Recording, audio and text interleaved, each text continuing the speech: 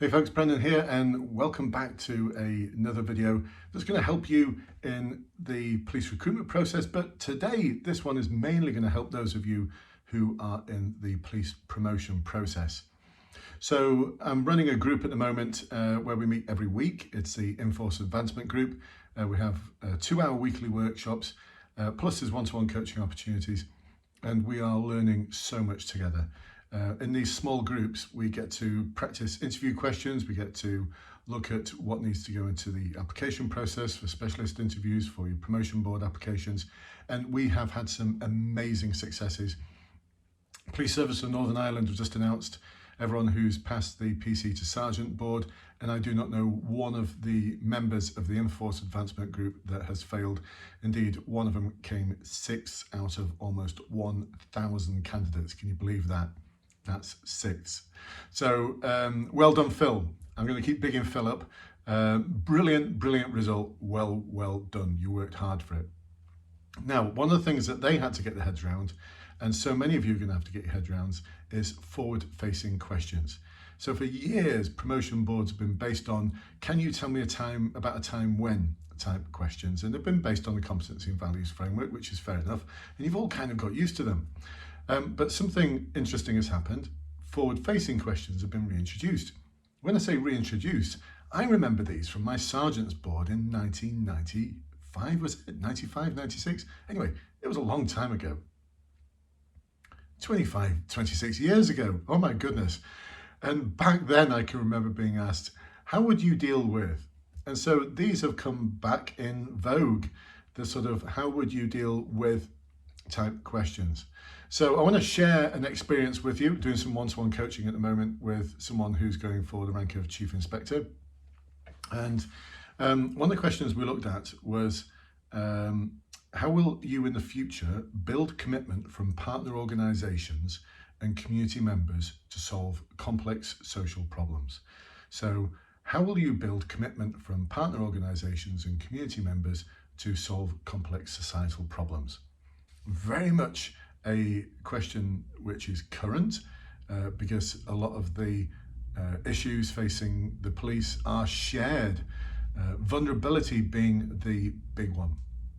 So the way we do this is we borrow a leaf out of Simon Sinek's work, who has done and is doing a lot of work around organisational development and marketing and so many other things as well. A bit of a thought leader in terms of leadership. And he gave a very inspiring TED talk several years ago about how those people who have been the greats of our lives, when they're trying to get a message over, they do it in a certain way. So he gives an example of Apple, Martin Luther King, and some giants, either big businesses or individuals. And the way he explains is that people first of all explain why something is so important to them, and then how they go about doing it, and then what this is going to result in. So we've borrowed that concept to enable you to answer forward-facing questions. So the model that we utilize is one where we talk about why it's so important. So in this case, why is it so important to work collaboratively with partner organisations and community members to resolve and solve complex societal problems? Why is it so important? So this is where you can give about 45 seconds to a minute's worth about why it's so important. Next, we come to the how. This is how you're actually going to do it. Now, what happened when we actually practiced this question is the individual, and they're not alone. So many of my clients have done this before when they first have a go, and so many are going to do it again, is to give like a wish list. It's like a wish list of all the things that I'm going to do as a chief inspector or as an inspector or as a sergeant, doesn't matter who you are, all the things I'm going to do. And it sounded like this tick box wish list. And it sounded very samey. It sounded like everything that everyone else is doing. And it just got me thinking. And it got the individual thinking as well, because they were reflecting after, thinking, that just didn't work, did it? It just sounded like a wish list. That's what they actually said. It sounded like a wish list. And so one of the things I advocate And you don't have to do this. This is just something that worked. And like I said, someone's just come 6th in the process in PSNI, so it must work. And so many others, by the way, did very, very well. I'm so pleased for them. Actually, I'm so pleased for them, I really am, because so many of them just weren't sure how to tackle the whole process, and they've nailed it. Anyway, back to the topic. So what we did is we came up with an example, a loose example of, for example, this is how I would go about building up a relationship with. And in this case, we talked about social services.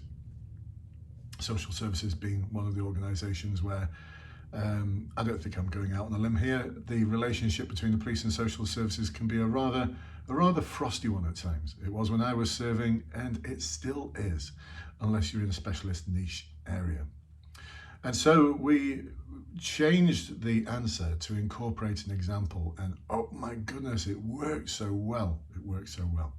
So at the very end, and this is where I talk about how, and not just what. The what is a wish list. I'm going to do this, I'm going to do this, I'm going to do this, but it doesn't explain how you're going to do it. And it all sounds a bit vague. So when you apply it to a specific example, it sounds far more specific. So what's it going to result in? And this at the very end, the individual could talk about, when I do this, this is what it will result in terms of efficiency, effectiveness, value and worth for the communities that they serve collectively. Awesome answer.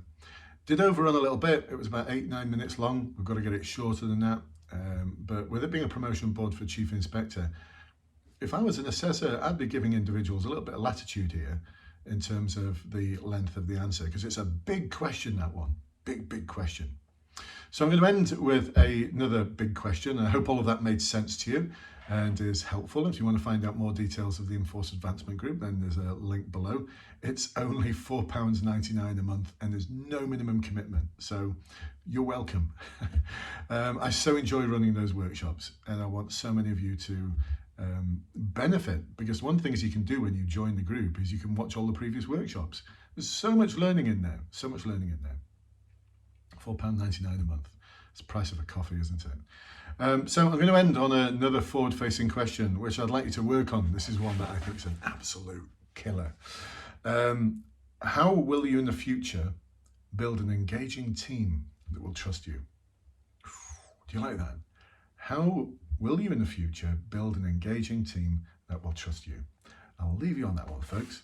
We're going to take a look at that one actually on one of the next workshops and see how people do, because that question could apply to PC to sergeant, sergeant to inspector, inspector to chief inspector, chief inspector to superintendent. So let me know what you think, folks, and I shall catch up with you soon. Bye bye for now.